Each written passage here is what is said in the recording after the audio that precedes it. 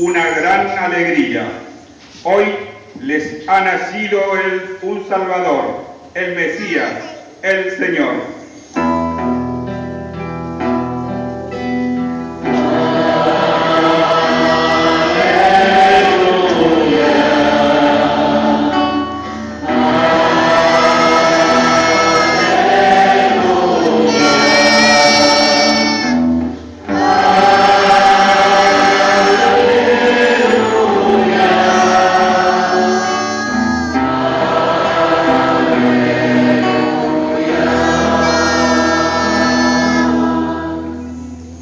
El Señor esté con ustedes. Evangelio de nuestro Señor Jesucristo según San Lucas.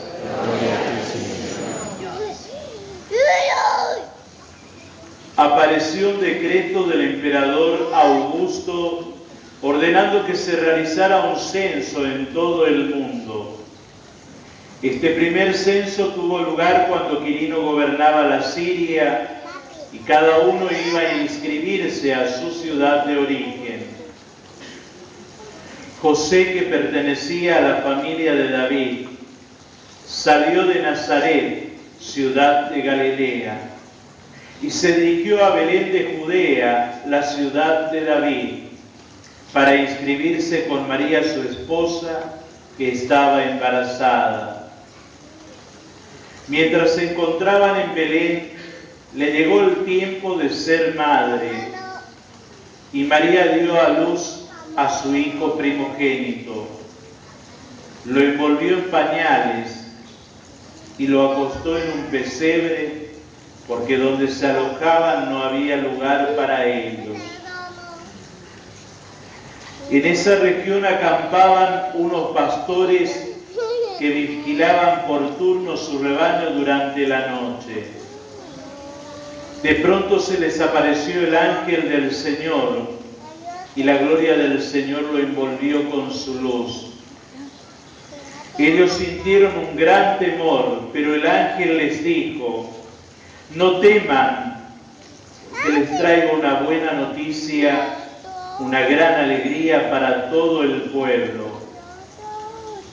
Hoy en la ciudad de David le ha nacido un Salvador, que es el Mesías, el Señor. Y esto les servirá de señal: encontrarán a un niño recién nacido envuelto en pañales y acostado en un pesebre.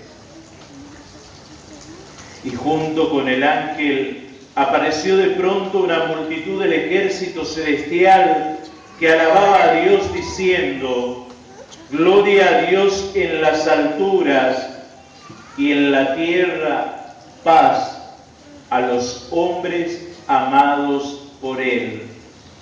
Palabra del Señor. Gloria a ti, Señor Jesús.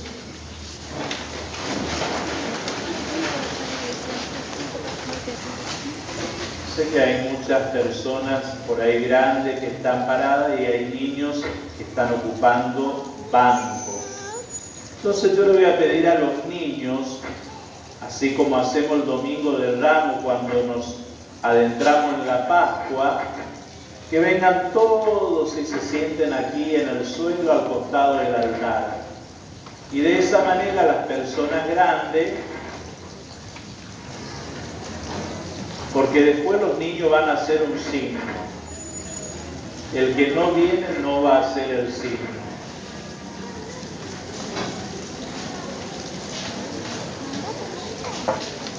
Todos los niños, hasta 14 años son niños, después empiezan a adolecer.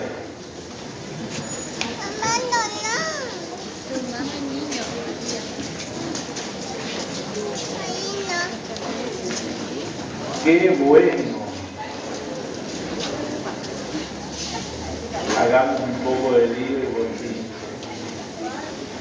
Bueno, ahora acá hay lugares para las personas grandes.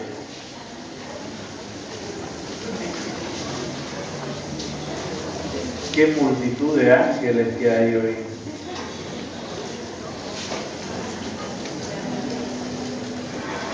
Hay más lugar.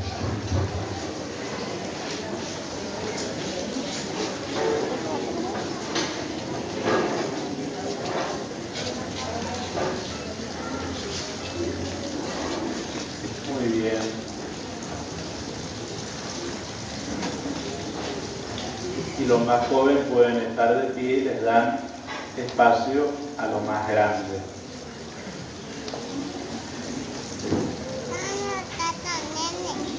Estamos celebrando en esta solemne noche en la que hacemos en esta Eucaristía memoria, y así como escuchábamos en el largo pregón o calenda de la Navidad, la entrada del Hijo de Dios en nuestra historia.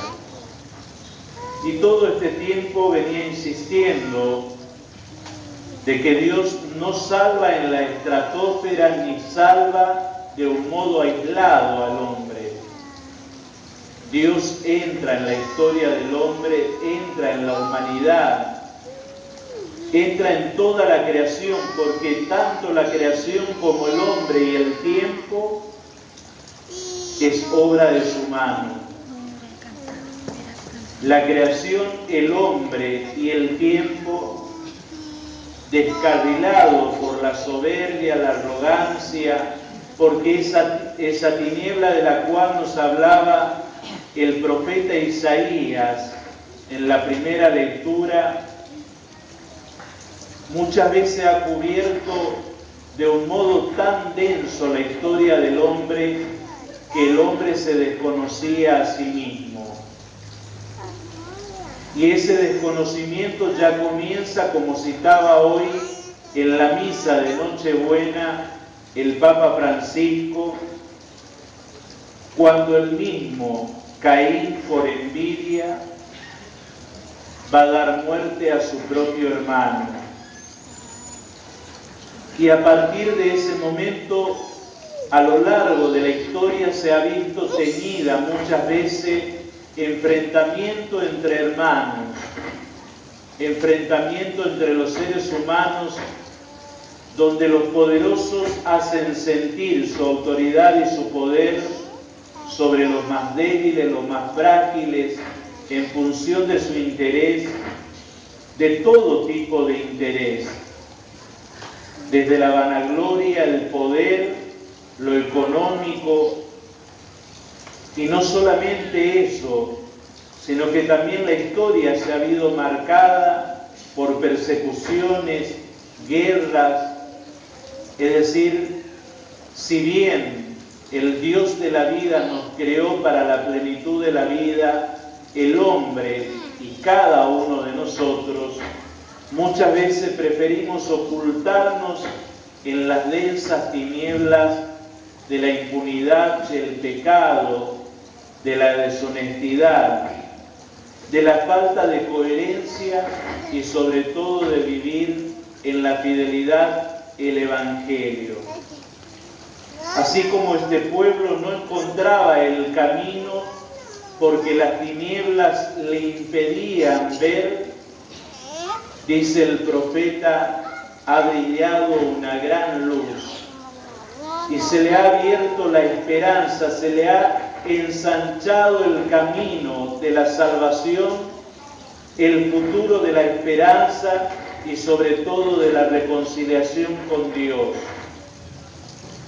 ¿Cuánto necesitamos que esta gran luz, como el mismo Zacarías en su himno dirá, el sol que nace de lo alto, aquel que viene del Padre a iluminar nuestra vida y ante el cual no podemos ocultar nada, porque su claridad todo lo ilumina y todo lo deja al descubierto.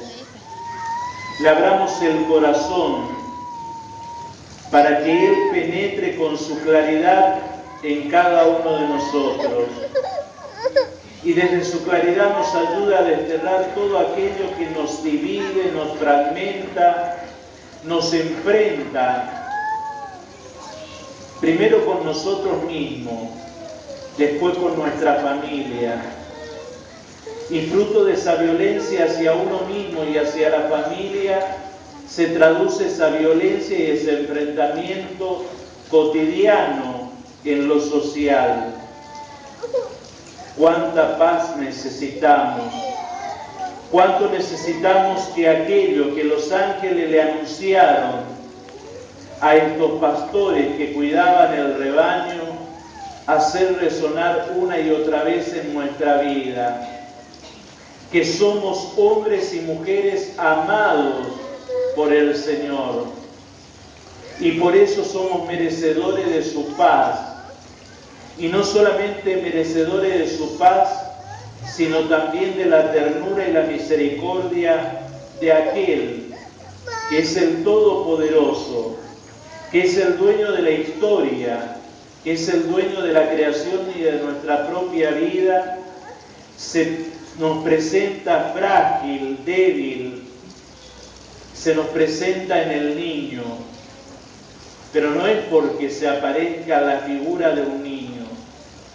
Toma toda la fragilidad del hombre y todo lo que expresa la fragilidad de la vida humana en su inicio.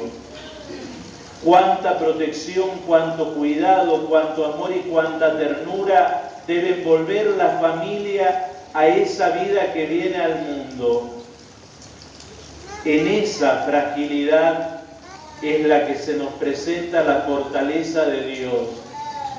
En esa fragilidad y vulnerabilidad de alguna manera, y en esa precariedad de la vida que se nos narra en el Evangelio de Lucas, está toda la fortaleza, toda la fuerza de un Dios al que nosotros muchas veces en nuestras oraciones le decimos y le llamamos el Salvador, el Mesías, el Todopoderoso. No es la arrogancia, no es la soberbia, no es el autoritarismo o la anarquía lo que hace grande al hombre. Lo que hace grande al ser humano es cuando en la capacidad que tengamos nosotros de hacer ese silencio, y en nuestro silencio como que toda la historia quede enmudecida ante el misterio, y contemplemos a aquel que hoy nos trae la paz, nos trae la salvación, aquello que resonaba en el pregón de la Navidad. Celebremos y hagamos fiesta, no porque pareciera que esta Navidad fuese la última. Hagamos fiesta porque realmente Dios ha demostrado cuánto valemos y nos ama, cuánto nos quiere y nos perdona, y por eso, como también dice el profeta, un hijo se nos ha dado. Consejero admirable, príncipe de la paz, aquel que instaura el derecho y la justicia para que caminamos como pueblo de Dios en medio de los pueblos de la tierra. Qué importante lo que también nos recuerda la carta del apóstol Pablo dirigida a Tito, pero también a nosotros. El Papa nos decía que en este misterio de la Navidad tenemos que hacer silencio. El corazón tiene que callar, tiene que enmudecer ante el misterio. El hombre que no es capaz de enmudecer y callar ante el misterio es el hombre que todavía se sigue sintiendo el dueño del tiempo y de la historia y de la vida de los demás, y que no le ha dejado entrar a Dios como dueño de su propia vida. Por eso Él nos decía, en ese enmudecimiento, abrir el corazón para que el esplendor de la belleza, la hermosura del Evangelio y de la ternura de Dios entre a nuestras vidas.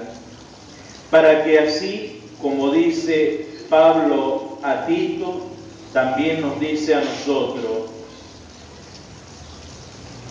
Dice, rechacemos los deseos mundanos para vivir en la vida presente con sobriedad, justicia y piedad, mientras aguardamos a aquel que hoy celebramos en su primera venida.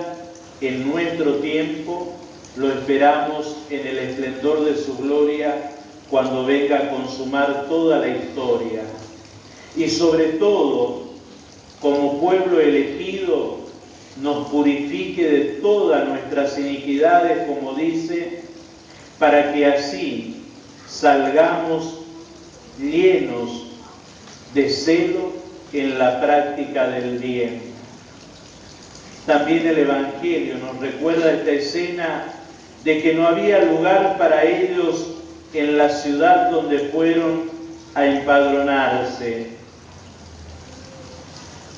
También nuestro mundo tiene muchos rostros con María y José que buscan lugar donde ser recibidos, donde ser acogidos, donde ser cuidados, donde mínimamente ser envueltos y ser cubiertos en su dolor y en su llaga.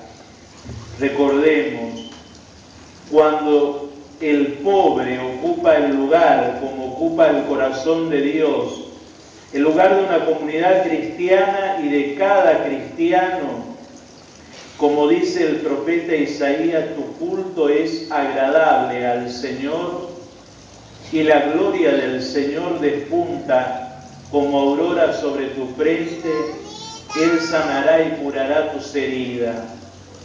Estos no son simples versos de la Escritura o un cierto melancolismo espiritual. Dios realiza plenamente esto en nuestra vida cuando nosotros somos capaces de abrirnos a Él. Sé que hay muchos que dicen son pobres porque quieren. Hay pobres porque le arrebataron hasta la esperanza. Hay pobres porque nosotros somos cómplices con el silencio de la injusticia y fomentamos con nuestro silencio que lo sigan explotando en la ignorancia y en la pobreza, dándole migajas y que anden mendigando por la vida. Un Dios que creó todo para que a nadie le falte, es un Dios que no quiere que mendiguemos, que aprendamos a pedir, porque pedir nos dignifica. Tampoco está bien porque uno sea pobre, tiene que llevarse al mundo por delante con la arrogancia y la soberbia, ni pobre ni rico. Pedir nos hace dignos, pedir nos hace humildes. Y por eso, siempre ante el pedido sincero y honesto, tiene que haber un corazón que pueda hacer lugar en la vida de la comunidad y en la vida de cada cristiano. Por último, un simple pensamiento y una apreciación personal. Todos los domingos rezamos por aquellos que no tienen, que están desamparados, que están desprotegidos. Cuando yo escucho esa oración me enerva. Y no porque le clamemos a Dios por ellos, porque sigo viendo tantos cristianos, tantos hombres y mujeres indiferentes ante el rostro del hermano, pero tan preocupados por la oración y el culto y por un precepto que en el fondo uno se pregunta, ¿no será igual que los sacrificios de Israel, que estaban vacíos de misericordia y caridad y solamente se limitaban a observar la ley? Que cada uno cuando volvamos a nuestro hogar nos preguntemos, ¿qué hacemos? Porque así como Dios le pregunta a Caín, ¿dónde está tu hermano? Aquel que le esperamos su segunda venida, nos preguntará cada uno, ¿qué hiciste y dónde está tu hermano que hoy no está aquí? Hoy nos ha nacido un Salvador, el Mesías, el Señor. Cantemos un canto nuevo, que Él renueve nuestra fuerza, ensanche nuestra esperanza y haga activa nuestra caridad. Ya tengo tantos ángeles a donde me voy.